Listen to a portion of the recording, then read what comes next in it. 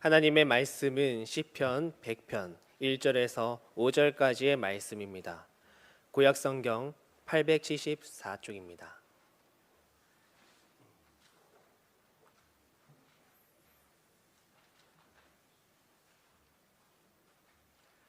제가 받들어 읽겠습니다.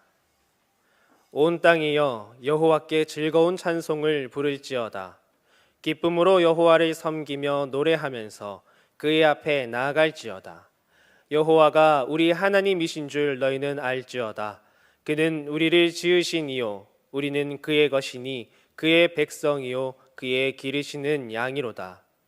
감사함으로 그의 문에 들어가며 찬송함으로 그의 궁정에 들어가서 그에게 감사하며 그의 이름을 송축할지어다. 여호와는 선하시니 그의 인자하심이 영원하고 그의 성실하심이 대대에 이르리로다. 아멘.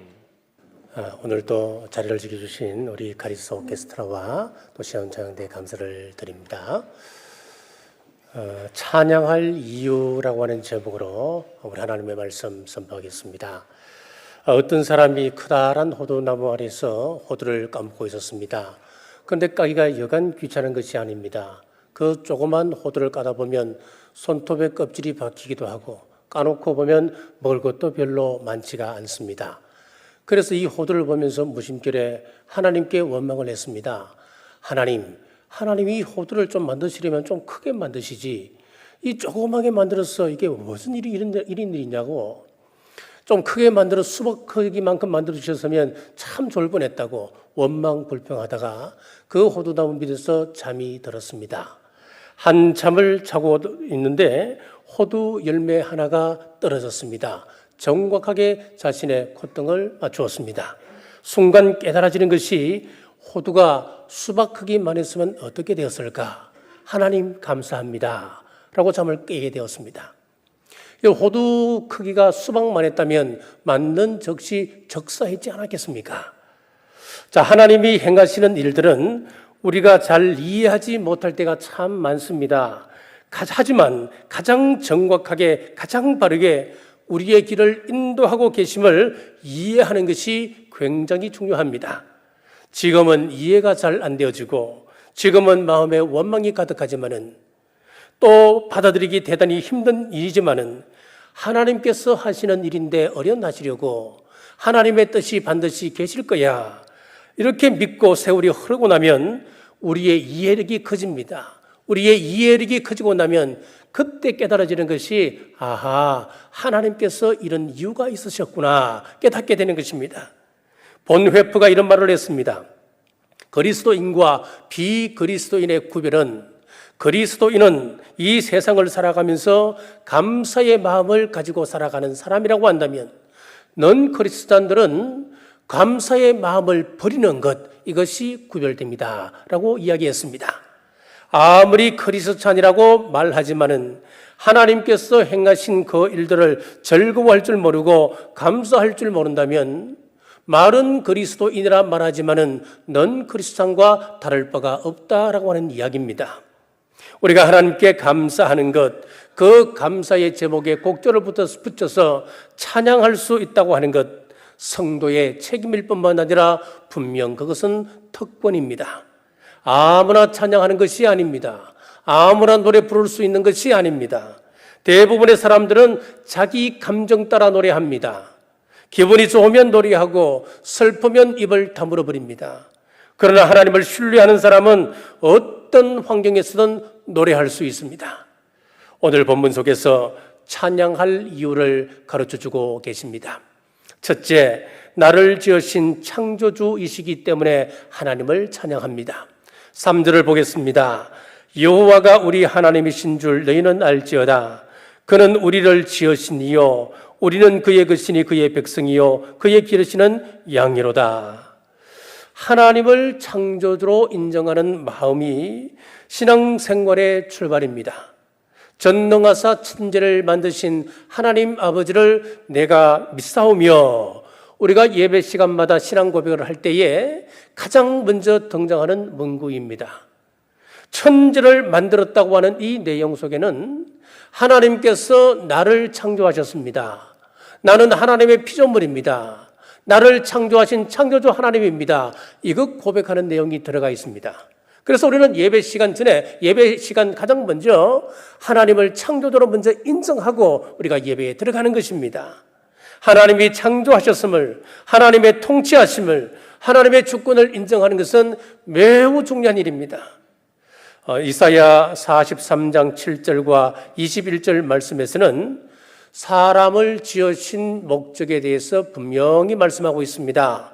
무릇 내 이름으로 일컫는 자, 곧 내가 내 영광을 위하여 창조한 자를 오게 하라. 그들을 내가 지었고 만들었느니라. 이 백성은 내가 나를 위하여 지었나니 나의 찬송을 부르게 하려 함이니라. 우리가 흔히 볼펜을 다 가지고 계시잖아요. 이 볼펜의 목적이 무엇입니까? 볼펜의 목적이라고 하는 것은 글씨를 쓰기 위함입니다. 그런데 간혹 가다 보면 쥐자가 쥐봉을 잊어먹고 가져오지 않았을 때는 볼펜을 꺼내들고 볼펜으로 쥐하기도 합니다. 학교에서 선생님이 문제를 일으키거나 공부를 잘하지 못하는 학생을 보면 그 볼펜으로 툭툭 머리를 치면서 열심히 좀 해, 그렇게 이야기하기도 합니다. 하지만 이것을 엄밀히 따져보면 이것은 목적에 어긋난 것입니다. 볼펜은 글씨를 쓰기 위함입니다. 사람을 만드신 목적은 무엇입니까? 내 이름을 위하여, 내 영광을 위하여 노래하고 찬송 부르게 하기 위함이라고 성경은 분명히 기록하고 있습니다. 이 목적을 잃어버리게 되면 영도 폐기당하게 됩니다. 왜 그렇습니까? 목적을 상실했기 때문에 그렇습니다. 우리를 만드신 목적이 그 이름을 위하여 하나님 자신을 자랑하기 위하여, 또 찬양할 때 자랑하기 위함이 그 목적인데, 찬양 부를 때 자기 얼굴을 드러내기 위하여 찬양하는 사람이 있다면 그것은 분명 잘못된 것입니다. 찬양은 하나님을 높이는 것입니다. 찬양이라고 하는 것은 하나님을 영화롭게 하는 것입니다. 부르는 당사자를 철저히 감추어야 합니다. 우리를 통하여 영광을 받으시고 높임을 받으시고 지지를 받으시기 위해서 우리를 만드셨습니다. 자, 여러분의 신체의 대부분이 건강하다고 하는 그 사실을 묵상하고 또 하나님께 그 사실로 인하여 감사하는 사람이 얼마나 될까요? 귀는 아직도 잘 들립니다. 눈은 아직 성경을 볼 수 있고 냄새를 맡을 수 있는 코는 여전히 살아 있습니다. 먹을 음식을 잘 소화시킬 수 있습니다. 뼈들은 여전히 잘 붙어 있고 부러진 뼈도 없습니다. 물건을 집을 수 있는 손도 잘 움직입니다. 이런 것을 깊이 묵상하며 감사하고 있습니까? 여러분, 오늘 3부 예배 들어오기 전에 우리 장로님께서 그런 말씀을 하셨어요. 단기가 조금 있는데 참 감사하다고, 어떻게 70세가 되도록 그런 정세 없이 살아왔냐, 이게 얼마나 감사하냐고 대체에 그런 말씀을 하셨어요. 맞습니다, 여러분. 우리가 지난 날들을 돌아보면은, 아니 10대에 죽는 사람도 여전히 많습니다. 30대, 40대 여전히 많습니다. 70세까지 하나님께서 건강을 지켜주셔서 잘 유지하고 사용할 수만 있다면, 그거 깨달으면 감사할 수밖에 없는 거예요. 자, 이런 것을 깊이 묵상하고 감사해야 되는데 우리는 무감각해져 있는 거예요. 우리는 감사해야 됩니다. 왜 그러냐면 우리 신체의 어느 한 부분도 내가 만든 것이 없습니다. 내 부모가 만든 것이 없습니다. 이 모든 것들은 하나님께서 창조하셨고 하나님께서 다스려서 지금 여기까지 오게 된 것입니다. 여러분, 지금 지병으로 힘든 분들이 계실 것입니다. 내 몸에 병들지 아니한 부분이 훨씬 더 많다고 하는 그 사실을 기억하시고 감사할 수 있는 우리 모두 되시길 주님의 이름으로 축복합니다. 둘째로, 우리를 하나님의 소유로 삼으셨기 때문입니다. 3절 중반절입니다. 우리는 그의 것이니 그의 백성이요 그의 기르시는 양이로다. 우리가 하나님의 백성, 하나님의 소유가 된다는 것은 굉장히 중요합니다. 왜 그런지 한번 보십시오. 하나님의 백성 되고 하나님의 소유가 되면 하나님께서 책임져 주시기 때문에 그렇습니다. 성경은 여기에 대해서 구체적으로 이렇게 말씀하고 있습니다. 이사야 43장 1절에서 2절입니다. 야곱아, 너를 창조하신 여호와께서 지금 말씀하시느니라. 이스라엘아, 너를 지으신 네가 말씀하시느니라. 너는 두려워하지 말라. 내가 너를 구속하였고 내가 너를 지명하여 불렀나니 너는 내 것이라. 내가 물 가운데로 지날 때에 내가 너와 함께할 것이라.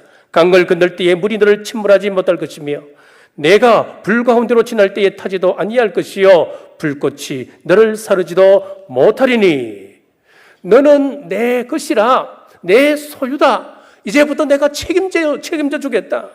네가 불 가운데 지날 때 걱정하지 마라. 내가 책임져 줄 것이다. 앞으로 장차 불같은 환란이 우리를 덮쳐 올 것입니다. 하지만 약속의 말씀을 굳게 붙들고 불같은 환란 속에서도 하나님께서 책임져 주신다 말씀합니다. 물 가운데 지날 때에 심각한 고난이 물처럼 우리를 엄몰할 때가 있습니다. 너를 괴롭힌다 할지라도 걱정하지 마라. 내가 너를 책임져 줄 것이다. 왜 그렇습니까? 우리는 하나님의 것이기 때문에 그렇습니다. 저에게 가부를 이야기하라면 여러 개를 말씀드릴 수 있는데 그 가운데 하나가 제 노트북입니다. 저는 25년 동안 목회를 하면서 그동안 설교한 모든 자료가 그 노트북에 들어 있습니다. 그래서 제가 교육 전도사 시절 설교한 내용들이 한 번은 다 날아간 적이 있었습니다. 그래서 그 노트북을 들고 에이스 센터를 가서 부탁을 했습니다. 돈은 얼마가 들든지 좋습니다. 이 자료를 다시 살려주는데 다른 자료는 괜찮습니다. 설교 자료 만들어도 꼭 살려주십시오 라고 부탁을 했더니만 결국은 살리지 못하고 그냥 빼금만 하고 왔습니다. 다시 깔고 왔습니다. 자, 그러면서 제게 이제 하는 습관이 생겼습니다. 설교 자료만큼은 다른 여러 곳에다가 이렇게 이제 백업을 하게 되는 그런 습관이 생겼습니다. 이 노트북은 저한테 굉장히 중요합니다. 그래서 외출하고 난 이후에 집에 돌아오면 가장 먼저 살피는 것이 노트북이 있나 없나부터 살핍니다. 나갈 때도 노트북을 들고 늘 외출을 하는데 시간 날 때마다 펴놓고 준비를 하지요. 그러다 어쩌다 보면 차에다가 노트북을 두고 내릴 때가 참 많습니다. 그때는 차를 2번, 3번 잠겨졌는지 확인을 하게 됩니다. 이처럼 이 노트북은 저에게 참 중요합니다. 왜 그럴까요? 내 것이기 때문에 그렇습니다. 나의 소유이기 때문에 그렇습니다. 자, 제가 노트북을 이렇게 아낀다면 하나님의 소유된 여러분들은 하나님께서 얼마나 아끼실까요?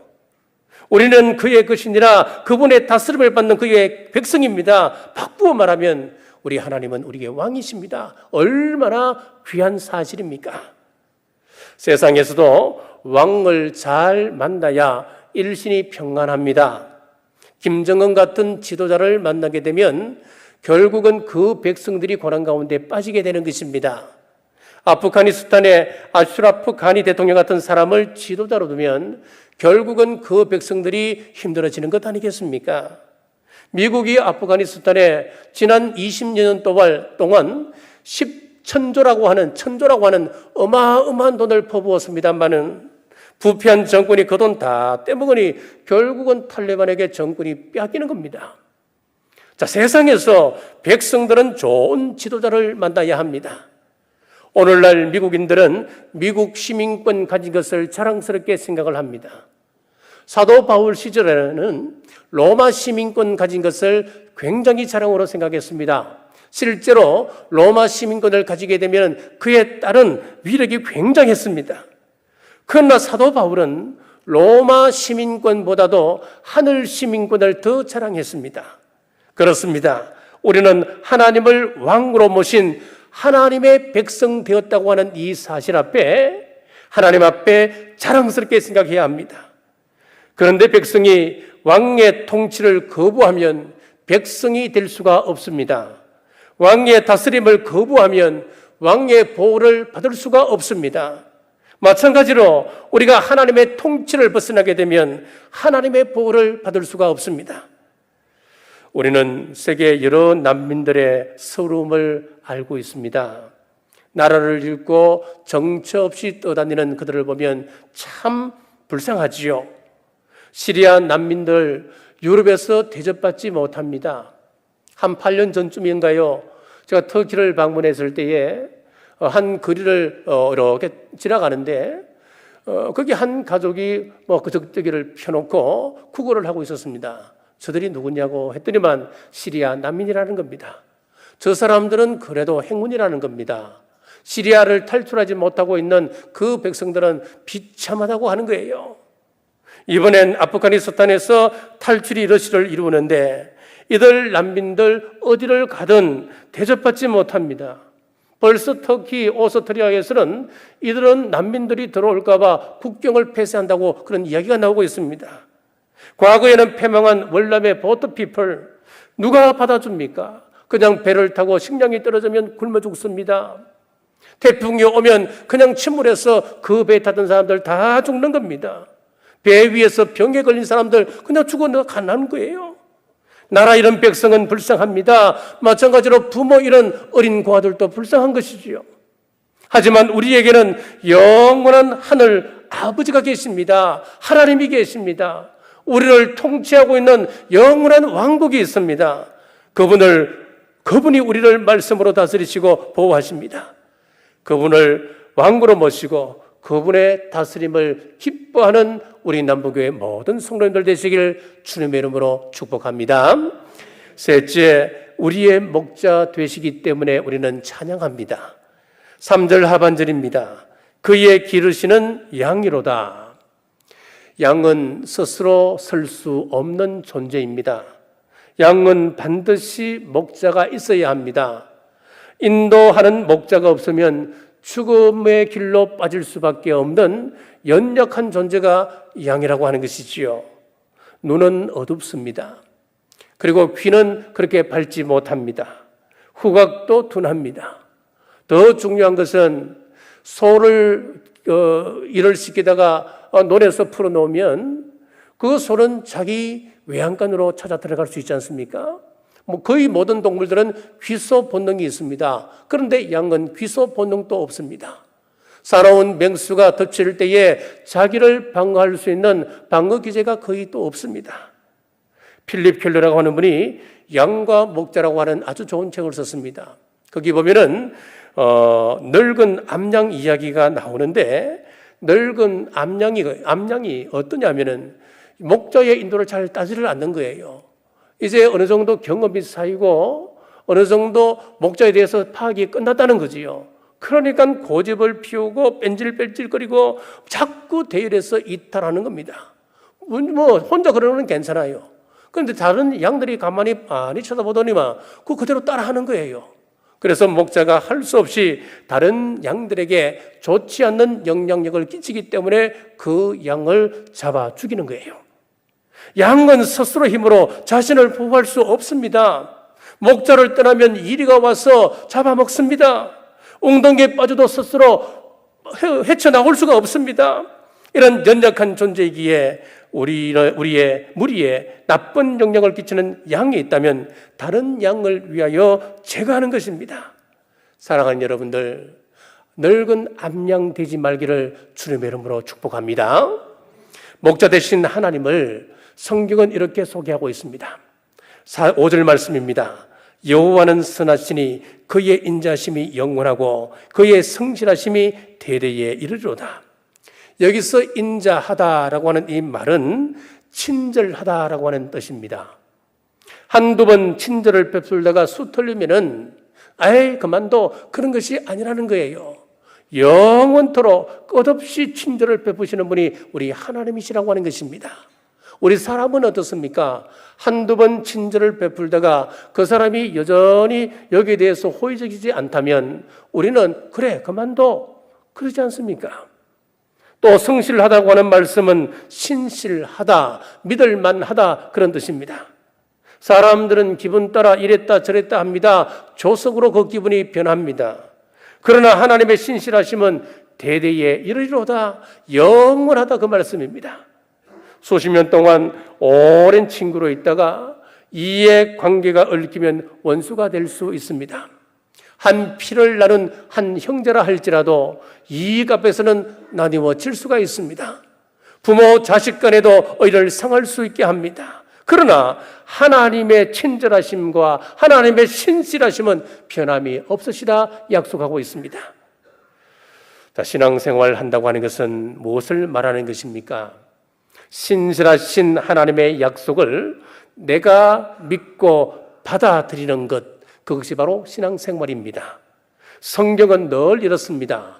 메시아를 보내실 때 보면 1000년 전에 하나님께서 메시아를 보낸다. 힘들고 어려운 상황 속에서 백성들은 그것 붙들고 승리하는 삶을 살았습니다. 그런데 메시아는 일찍 오지 않으셨습니다. 800년 전에도 500년 전에도 400년 전에도 메시아가 이 땅에 오신다, 메시아를 보내겠다, 하나님의 약속이 있었습니다. 메시아가 오시면은 그분은 기묘자다, 그분은 묘사다, 평화의 왕이시다. 그분이 오시면 메시아 왕국을 만드신다. 그분이 오시면 독사굴에 어린아이가 손을 놓고 장난을 쳐도 해를 입지 않는 그런 왕국이 시작된다. 계속해서 메시아 왕국에 대해서, 메시아 오심에 대해서 약속의 말씀을 주고 계셨습니다. 이유가 무엇일까요? 그 말씀을 신뢰하고 그분을 맞을 준비를 하라, 그 말씀이었습니다. 믿음이라고 하는 것은 저절로 만들어지는 것이 결코 아닙니다. 여러분들이 예배 시간 참석해서 예배 드린다고 믿음이 자랄까요? 그렇지 않습니다. 믿음은 훈련입니다. 믿음은 결단입니다. 믿음은 선택이라고 하는 것입니다. 아브라함에게 아들을 낳을 것이다, 이 약속을 75세 때 주셨습니다. 그런데 아들이 그 다음 해에 태어났나요? 아니었습니다. 아들을 낳을 때는 100세였습니다. 그러니까 무려 25년 동안 시간 날 때마다 하나님께서 내가 아들을 준다, 내가 아들을 줄 것이다. 구속사는 인간의 믿음이 없으면 더 이상 진행되지 않습니다. 그런데 그게 쉽지가 않습니다. 준비해라, 내가 땅을 줄 것이다, 너의 후손이 중다하게 될 것이다. 믿기는 믿는데 기분 따라 믿어지는 거예요. 내가 컨디션이 좋고 기분이 좋으면 내 기분이 업이 되어서 할렐루야, 맞습니다, 하나님께서 나를 사용하시는군요, 그 말씀 내가 믿지요, 할렐루야, 그러지 않아요. 그런데 기분이 좀 우울해지고 기분이 나빠지면 어떻게 하느냐면, 그 말씀이 맞을까? 과연 맞을까? 이루어질까? 그냥 하는 소리 아닐까? 자, 그럼 그렇습니다, 여러분. 하나님은 이런 아브라함을 25년 동안 훈련시켜서 하나님을 바라보게 하셨습니다. 그래서 히브리서 11장 6절 말씀에 보시면은, 믿음이 없이는 하나님을 기쁘시게 하지 못하나니 하나님께 나아가는 자는 반드시 그가 계신 것과 또한 그가 자기를 찾는 자들에게 상 주시는 이심을 믿어야 할지니라. 믿음이 없이는 하나님을 만날 수가 없습니다. 그래서 사탄은 이 사실을 알기 때문에 우리의 믿음을 빼앗아가기 위하여서 환경을 바라보게 합니다. 의식주를 자꾸 바라보게 합니다. 그래서 이 훈련 과정이 무너지게 만들어버립니다. 자, 미국의 엘리자 에드먼드 히빗이라고 하는 여류 작가가 있었습니다. 1887년도 한겨울에 사고를 당하여서 척추가 끊어졌습니다. 그래서 하체 마비가 온 거예요. 오랫동안 병원 생활을 하면서 인대가 이제 한계에 다다르니까 자기를 이렇게 만든 그 사람을 원망하기 시작했습니다. 그리고 더 나아가서 자신을 그러한 상황 속에 내던져둔 하나님을 원망하게 되었습니다.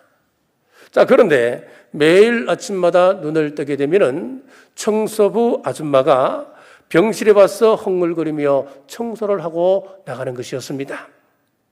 히빈 여사는 마음속으로 참 이상하다, 무슨 좋은 일이 많아서 저 아줌마는 저렇게 헝글거리며 밝은 얼굴로 청소하고 매일 지나갈까?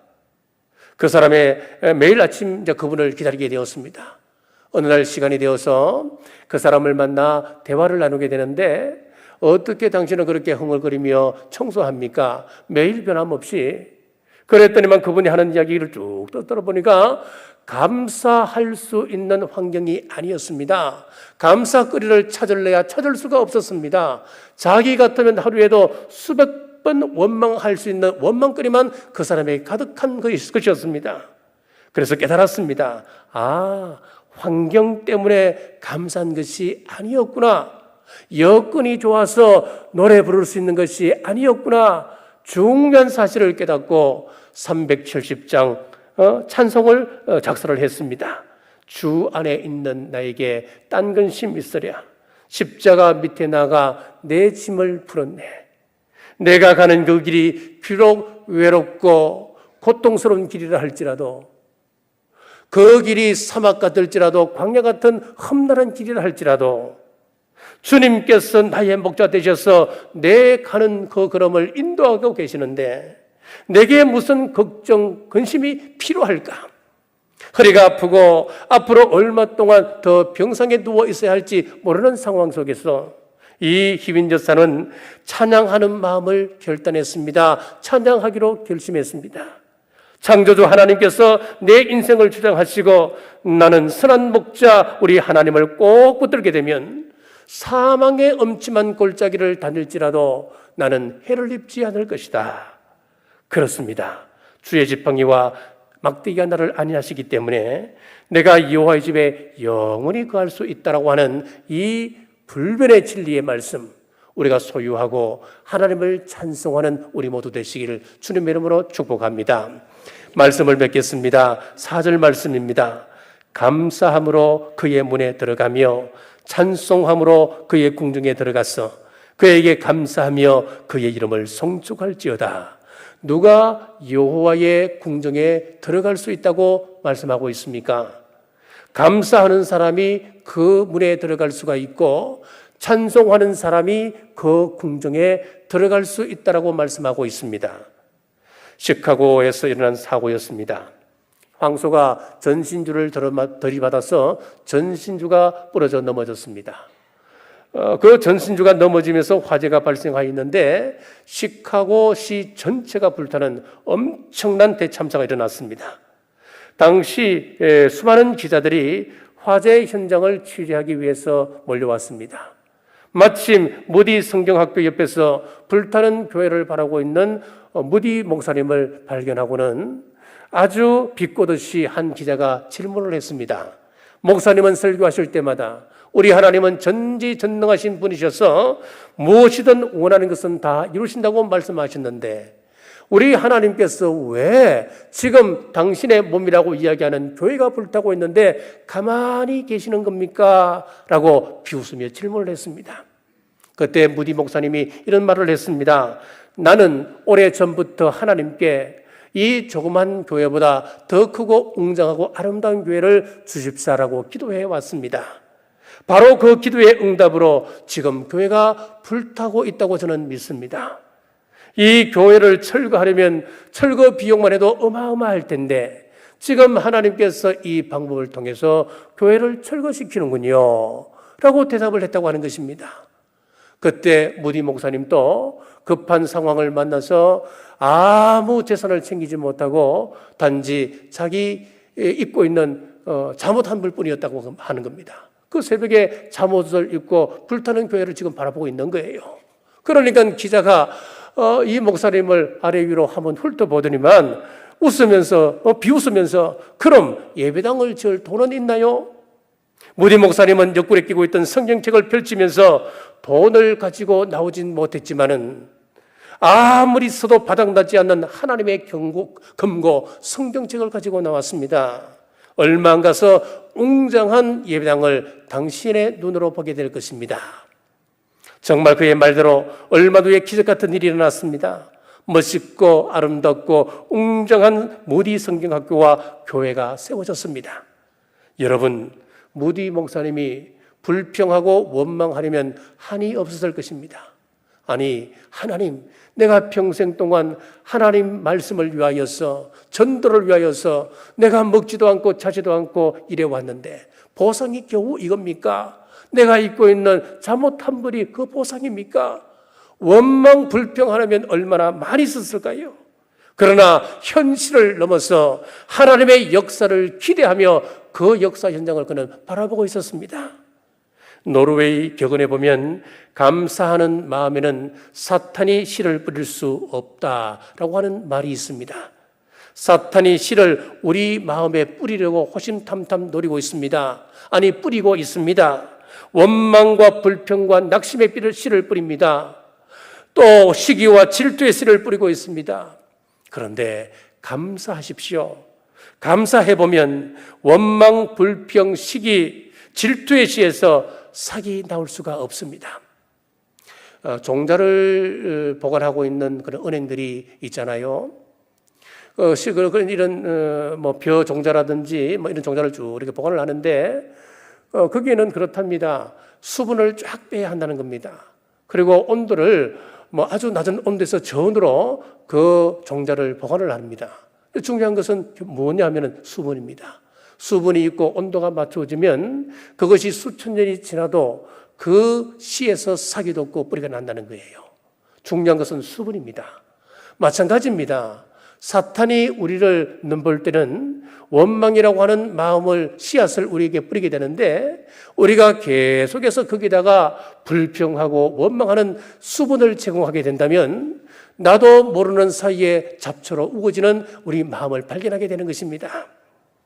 오늘 이 시대의 문제가 무엇이냐면 감사하지 않는 것이 문제입니다. 성경은 말씀합니다. 말세 때가 되면 감사가 사라진다라고 했습니다. 너무 불평, 불만이 많습니다. 이런 사회를 어떻게 치유할 수 있을까요? 그것은 바로 감사해야 합니다. 감사로 치유할 수가 있습니다.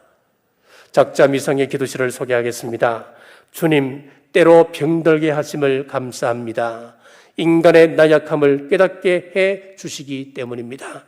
가끔 고독의 수렁에 던져져 주심도 감사합니다. 그것은 주님과 가까워지는 기회입니다. 일이 계획대로 안 되게 틀어주심도 감사합니다. 그래서 나의 교만이 반성될 수 있습니다. 아들, 딸이 걱정거리가 되게 하시고 부모와 동기가 짐으로 느껴질 때도 잊게 하심을 감사합니다. 그래서 인간의 보람을 깨닫기 때문입니다. 먹고 사는데 힘겹게 하심을 감사합니다. 눈물로써 빵을 먹는 심정을 이해할 수 있기 때문입니다. 불의와 허위가 득세하는 시대에 태어난 것도 감사합니다. 하나님의 의가 분명히 드러나기 때문입니다. 땀과 고생의 잔을 맛보게 하심도 감사합니다. 그래서 주님의 사랑을 깨닫기 때문입니다. 주님, 감사할 수 있는 마음을 주심을 감사합니다. 사랑하는 여러분, 현재의 고난이 나를 힘들게 할지라도 감사를 시작해 보십시오. 한 걸음 더 나아가 나의 입술과 나의 재능과 나의 모든 것을 동원하여서 하나님을 찬양하는 사람이 되셔서 이 역사를 치유하는 믿음의 사람으로 우리 모든 성도님들 우뚝 서시길 주님의 이름으로 축복합니다. 기도하겠습니다. 자비로우신 아버지 하나님, 창굴나는 코로나의 재앙 속에서 사탄의 괴기에 빠져 불평하고 원망하다가 가난을 잃어버리지 않도록 또 하나님께 집중할 수 있도록 도와주옵소서. 하나님의 약속을 가슴에 품고 어렵고 힘든 일들을 잘 인내하게 하시고 우리 입술에서 찬양이 떠나지 않게 감사가 넘치는 생활 될 수 있도록 도와주옵소서. 다시 오실 예수님 이름으로 간절히 기도드리옵나이다. 아멘.